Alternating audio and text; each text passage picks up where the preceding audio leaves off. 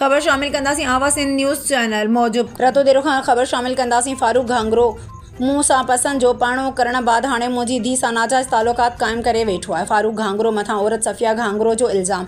रतोदेरो जो सब्ज़ी मंडी रहवासण सफ़िया ख़ातून पंहिंजे पुटु अली हैदर घांगरो सां गॾु रतोदेरो नेशनल प्रेस क्लब पहुची प्रेस कॉन्फ्रेंस कंदे फारूक घांगरो ते इल्ज़ाम हयो त मुड़ुस जी वफ़ात बाद 4 साल अॻु फारूक घांगरो सां पसंद जो पाणो कयो। हिन कोर्ट मां निकाह नामो ठाराए उन ते मुंहिंजी सही वरिती। मूंखे धीउ बि ॼाई जंहिंजो नालो दुआ हो, उहा वफ़ात करे वई। मूंखे अॻिले मुड़ुस मां 2 पुट ऐं 1 धीउ आहे। धीउ जी शादी बहार शाह में कराई आहे, जितां फारूक घांगरो हिन खे ज़बरदस्ती तलाक ॾियारे घर में विहारे छॾियो। उन सां नाजायज़ तालुकात क़ाइमु कयूं वेठो आहे। मुंहिंजी धीउ शबाना हाणे चए थी त फारूक मुंहिंजो मुड़ुसु आहे, जेको सरासर ग़लति ज़ुल्म ऐं ज़्यादती आहे। असांखे तफ़्ज़ ऐं इंसाफ़ फराहम कयो वञे। अदा मुंहिंजो सफ़िया नालो आहे, मूंसां मसइलो मुंहिंजे मुड़ुस कयो आहे फारूक घांगरो, मोहम्मद उमर जो पुटु।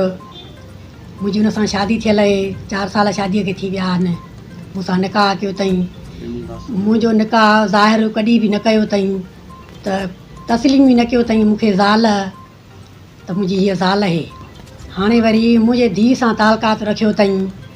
मुंहिंजी धीउ चए थी शबाना त फारूक मुंहिंजो मुड़ुसु आहे, मूंसां निकाह कयो अथईं। हाणे ईअं त न थींदो न अदा, मुंहिंजो मुड़ुसु उनजो पीउ आहे।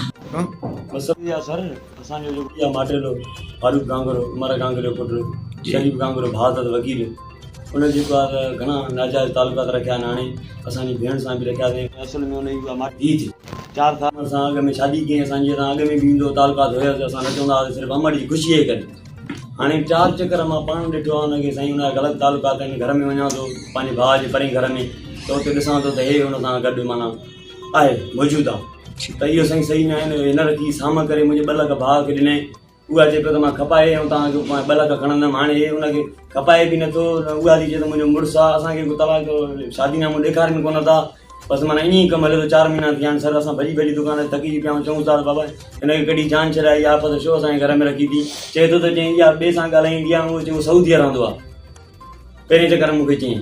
हाणे सर मां हुनजो भाउ, मां कीअं ॾिसां हर माउ जे घर